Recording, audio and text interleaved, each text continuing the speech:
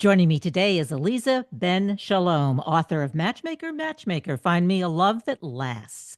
In her paradigm-shifting book, Aleeza Ben Shalom, dating coach and Netflix star, will guide readers through her highly original perspective on dating, revealing the surprising ways in which a person's dating habits directly influence their chances of finding lasting love.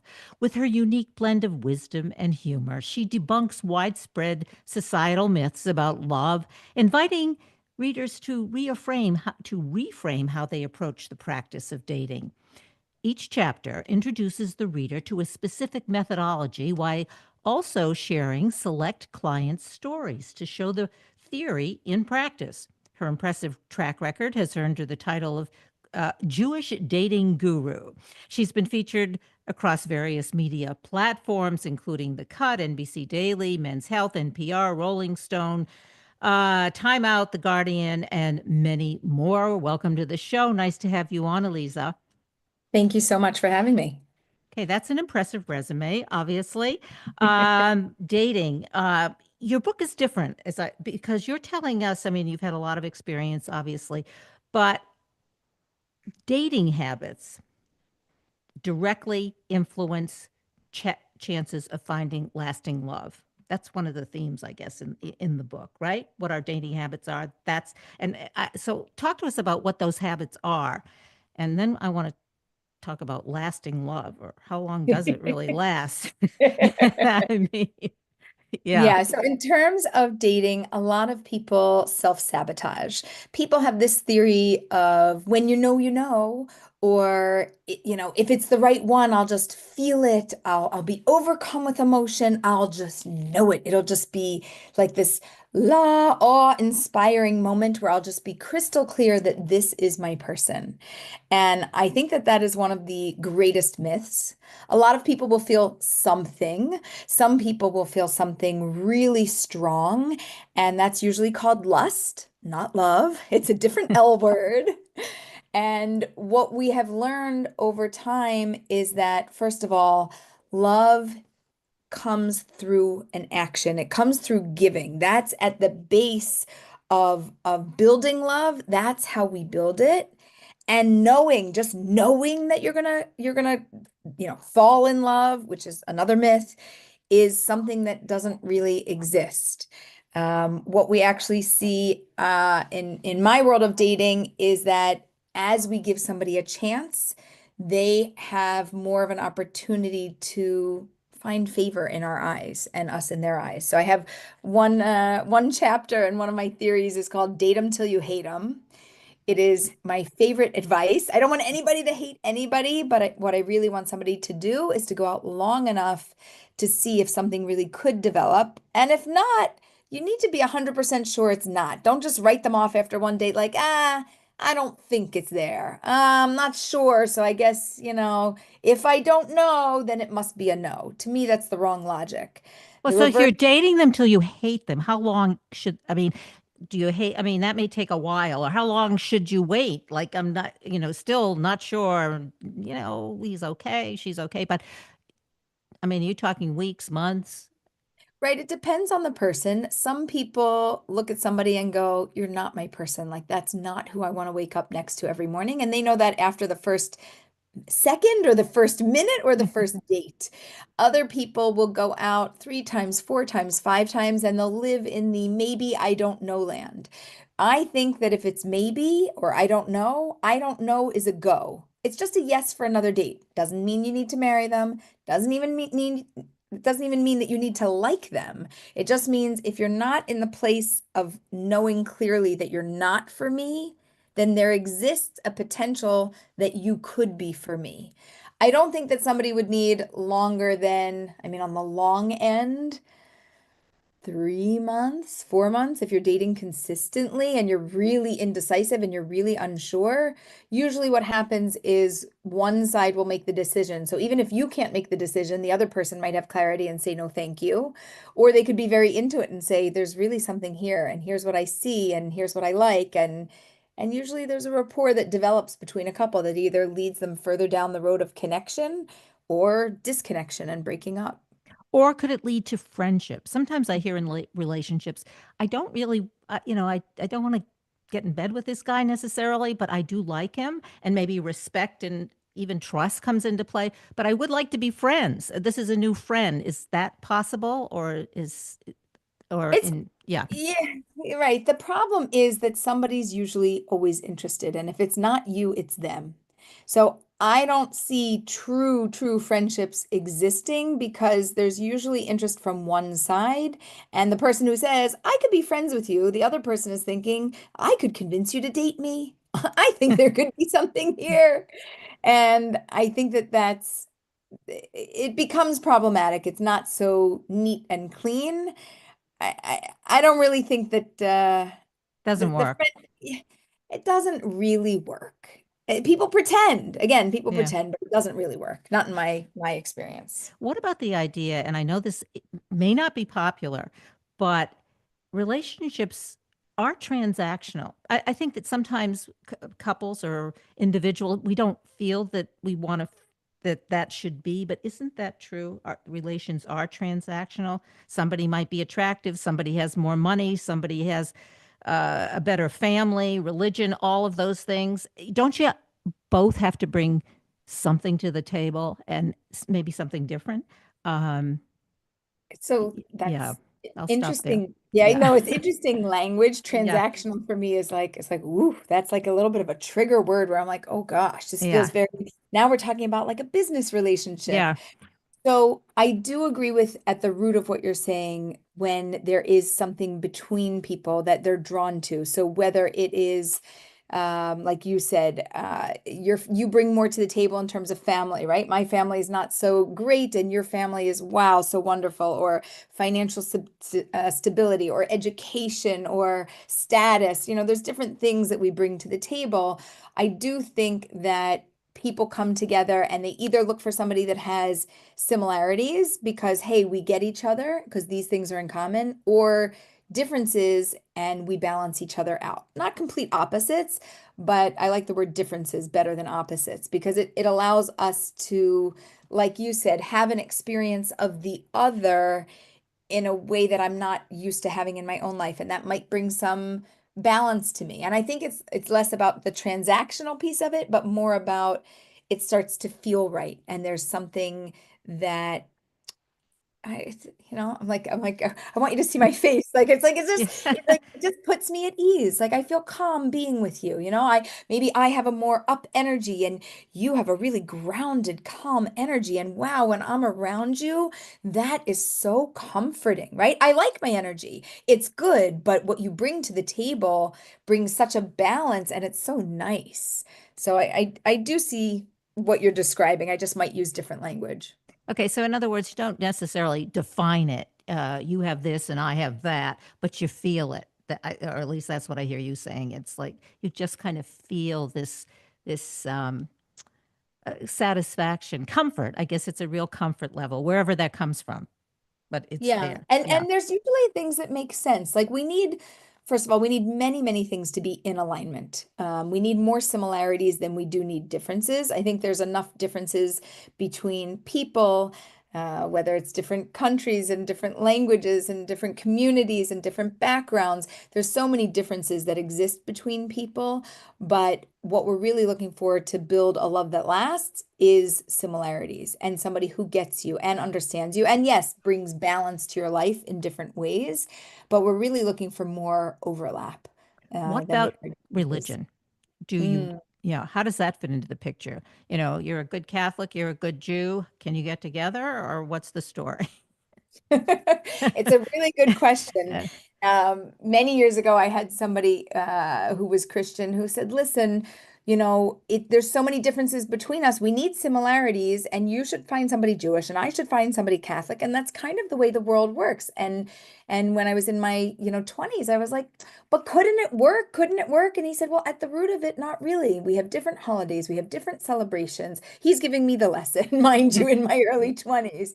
And while we could say it works for a family, for children, it's really nice when you pick one. You pick one religion, you follow it. For the children, there's stability in families, in raising people. They have a sense of identity. They know who they are. They know where their place is. If they want to change at any point, you could do that. But to have stability and knowing who you are and where you're at, I think is really important.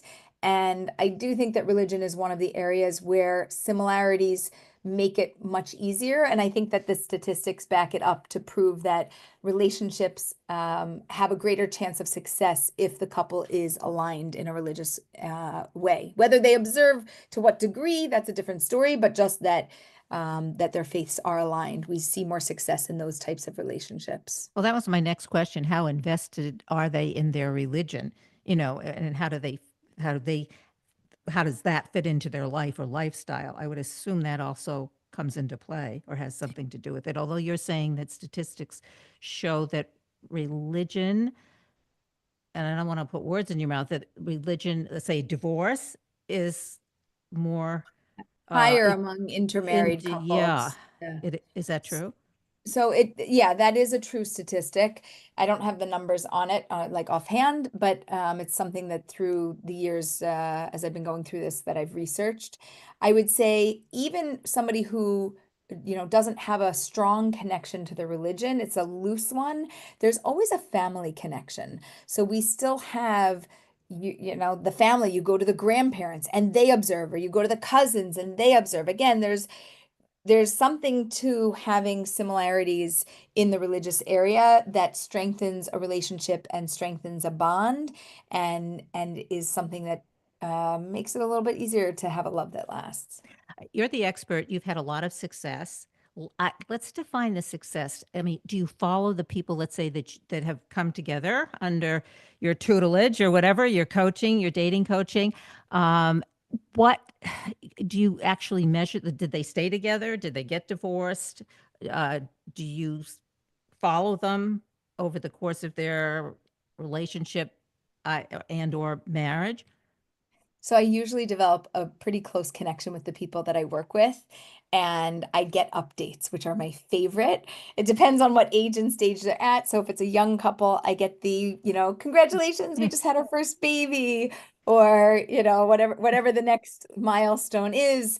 We get all of those updates. I have older couples that I've worked with, and they're working with blended families, and so then I get the holiday pictures with mine, yours, and ours. And it always brings a tremendous smile to my face to see the work that's been done, and that it's continuing on, that you have these beautiful couples, and that they want to update me, like that I was an integral and important part of their life, where it's not always me reaching out to them, but spontaneously they'll just say, "Hi, I had to share this with you because I know that you'll feel so happy knowing that," fill in the blank of whatever next came up. I would say in terms of success rate and marriages staying together, overall, we know in the US, the divorce rate is over 50%, and was hovering closer to even 60%. And I would say that with the couples that I work with, it's somewhere around 5%, if that. So it's a much lower rate. It does happen. This is life. Things happen. People change. People, I thought I was like this. I thought this would work for me. It doesn't. Or, hey, I never knew this about my partner. This is not something that I would accept.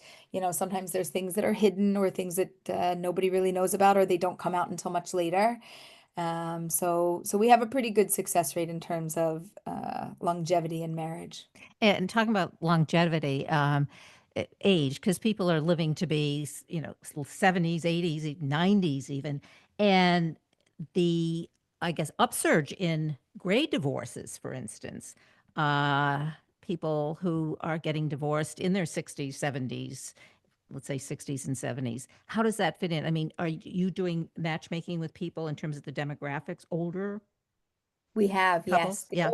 Yeah. The oldest client we worked with was 89, and she did find love.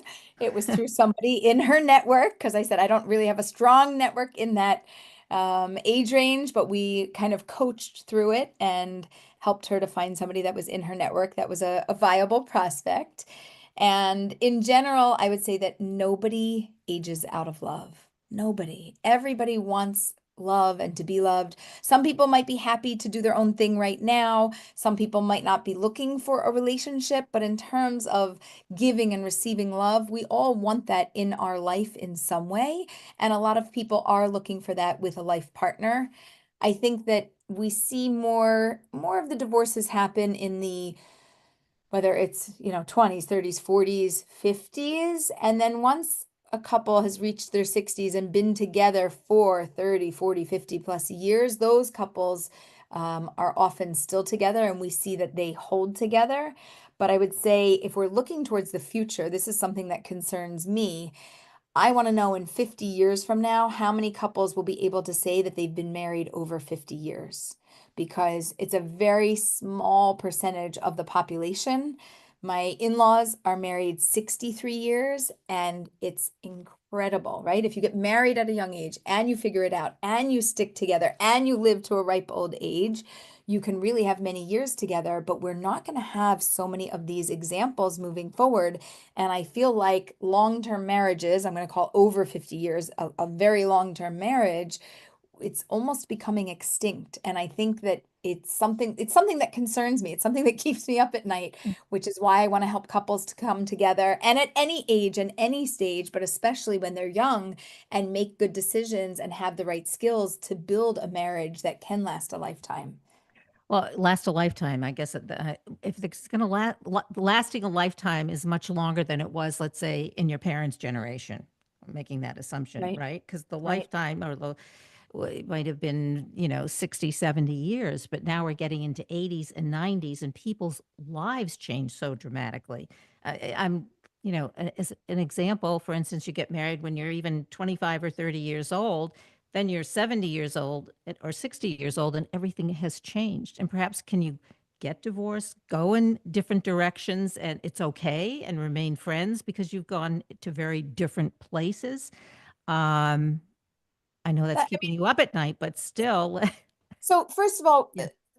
that can happen, but Yeah. a couple that works hard to be together, stay together, and build a future together. So our lives are going to always change, and we're choosing a partner that we can shift and grow with. It's like get in the car, we're going on the road. Yep. It's going to be long and windy and up and down in every direction, but we're together. We're going to do this. The thing that we're seeing right now is a delay in getting married. So to have somebody getting married even at 25 or 30 is much less common than it used to be. So in terms of living longer, you can live longer, but people aren't even getting married until mid, late 30s, 40s, sometimes even 50s for the first time. So you're still not even getting any longer of a time period. You live longer, but you spent a lot more time alone in the beginning. So we're not really it's not like you're going to really see so many couples that have been together for 70 years because, wow, they got married in their 20s and they're living till their 90s and like 70 years. It's just not happening because people aren't choosing marriage at a younger age. Everybody is choosing education, degree, work. Let me get myself settled and then find my person, plug and play, lift you into my life. Poof, yes, now we're good. And my encouragement is for people to start looking for a partner much sooner and to make that a priority over finding a good job and having a stable income and all of those things. Because you can have a stable income, but if you have nobody to share that money with, who cares? And if you don't have a stable income, it's even better that you have a partner to get through the rough times with. So to me, it's a win-win to start young. Elisa, what about, this is maybe going back to the beginning. What about when people come to you and they're looking for love, uh, but they don't always tell the truth about themselves? I know on some of these, I'm going to say, I don't want to name them, but there are, a lot of dating websites, and people put up pictures of themselves that are like 10, they look 10 years younger. The picture was taken 10 years before. They don't Yeah. actually tell the truth. All of it. Well, all of it. I don't have to repeat it, but yeah. So what do you do? How does that work? So, first of all, they're not lying to me, they're lying to themselves. That's first off. The only Yeah. reason that they accidentally end up lying to me is because they cannot face the truth and they haven't really taken a good look in the mirror and accepted that this is who I am and where I am. When they are able to do that, then they can go back out into the world and face it with who they actually are. But it is a huge issue. And I do often have, I'm thinking back, I had one conversation with a guy. He tells me his whole story. By the end of it, an hour later, I said, okay, so this is where you're at. I summarized everything. And he said, yeah. And I was like, and this is what you think, yeah? And he said, no, actually, that's what my mother thinks. I said, I'm Mhm. sorry. We just spent an hour and you told me what your mother Uh-huh. thinks. Like, what do you think? What do you want? What do you need? So often there's pressures outside of ourselves from family and community and society telling us to do something or to be something in some way. And I'm aspiring to do that. And it isn't me. And maybe I don't even want it to be me, but it's a message that I'm receiving and that I pass along, and I buy into that thinking. And it really derails me from who am I? What do I want? What does my internal compass tell me? What does my gut say? I can't even hear that anymore because there's so much noise around me that it makes it very difficult. So I think that we have to work very hard to help to empower singles to find themselves, to accept who they are, whatever age you are, whatever stage you are. If you've been, I had somebody tell me, I'm divorced. I said, okay, whatever, fine. 2 months later, he says, no, actually, I'm divorced twice. I said, well, that makes a difference. Hmm. Did you, I have kids. Okay, good. But from one marriage and from another. Okay, but that makes a difference, right? Like I Yeah. need a whole story in order to help somebody. And if they can't accept who they are, how am I supposed to find somebody else who can accept this person? So So I they think, have to be, we have to be honest about ourselves first. That's what I yeah, hear you saying. Be yeah. honest, And we be can be aware. generous. Yeah. We can And be then you can generous with see the pattern. I'm thinking, like the guy you just described, there's a pattern there. He's been married twice, um, yeah, yes. but you have to understand yourself and be honest. What about, okay, now I want to, because I think I mentioned this in the beginning, you are a Netflix star. So that's exciting. So tell us about it. So there was a show on Netflix called Indian Matchmaking that came out during COVID. And I watched it and I was like, oh my gosh, this is amazing. It's just like Jewish matchmaking, but it's Indian matchmaking. This is incredible. And I don't even think it was several months. It might have even been several weeks later. It was a huge hit. And the buzz started to go around. They're looking for a Jewish matchmaker. They want to make a spin-off series. And I was like, ah, yes, Yeah. yes, right? Yep. Same thing, different culture. So I started, my girlfriend who was a matchmaker said, they interviewed me, but I don't want this job. I told them to call you. So they called me and we started doing casting interviews. And it was during COVID. So I'm literally in my office at home on my phone with my camera doing these interviews with them talking about it. And they said, well, listen, we don't, we just have to find somebody. And if we find somebody, we'll let you know if we get approval for the show. Like it's kind of like a maybe. So I said, okay, okay, whatever. And at least 6 months passed and they finally called back and they're like, we've got good news and bad news. The good news is we want you. The bad news is we don't have approval for a show yet. We're working on that next, and that's where we're going to go. And then a few more months passed and then they called back and they said, we picked you. That's it. Let's go. We're going to sign a contract and let's get filming. And it was incredible. We filmed for 7 months. I flew all over the States and Israel as well. We made matches. I met with the singles. Sometimes I met with their parents. And there was a lot of, first of all, humor, banter, play, a lot of deep wisdom about what I believe and know about dating, love, and marriage that comes in and weaves in through all of the stories. And the singles, each one of them has their own persona. And it's a reality show. This isn't scripted at all. So, the first time I walked in to meet somebody, I said, what do you want me to do? And they're like, what do you normally do when Yeah. you meet people? And I was like, well, I have my notebook, I take notes, I ask them questions. Like, great, that's it. You have an hour and a half. Go do what you do. And I was like, oh my gosh, I get to do what I do just on camera. They said, yeah. And that's how it was. And it was incredible. It was released in May of 2023 and really received a lot of warm, praise for everything that we were able to do. Yeah, it was great. I watched it. It's interesting that you say there wasn't, it sounds like there wasn't very much editing. And you have the personality for, you have the looks and the personality for it. Oh, Yeah, thank you do. you. But and I think you need that too, besides the expertise. But not too much editing, you're saying. You could, Well, no, there's not yeah, no scripting, meaning yeah. it's not written for you, but editing, yeah, they cut and paste things together. I mean, look, you and I could be talking, right? They cut and paste. I could be laughing with you or I could be laughing at you, depend how you cut and paste. So there's a tremendous amount of editing that goes into it, but it's real. Everything that you saw was very real. All right. We have only a couple minutes left. So there's so much more to learn from you, obviously, about dating, love, matchmaking, which is in the book, right? We get, Oh, yes. yeah. Okay. So w- tell us where, well, I'm sure we can get the bookstores everywhere online. But give us some more information about you and the platforms we can follow you on. So you can find me on any social media platforms at Aleeza Ben Shalom, Aleeza. It's phonetically spelled. If you want the book, yes, Matchmaker is on Amazon or any of your favorite bookstores. And if you want to go to my website, it is marriagemindedmentor.com. But if you Google me, you look up my name, you'll just find me. Okay. Is it also, I asked this question too, because I listen to a lot of Audible books. Can we listen to you, Audible? It is going to be coming out really soon. I just finished everything, and Oh, you will be able to hear my voice with my laughing as I read. Yes, you'll be able to hear that very soon. okay, fantastic. Thanks for being on the show today. Loved it. Loved all the information. And I've been talking to author Aleeza Ben Shalom. Her book is Matchmaker, Matchmaker. Find me a love that lasts. That's the big question. Thank you. Thank you.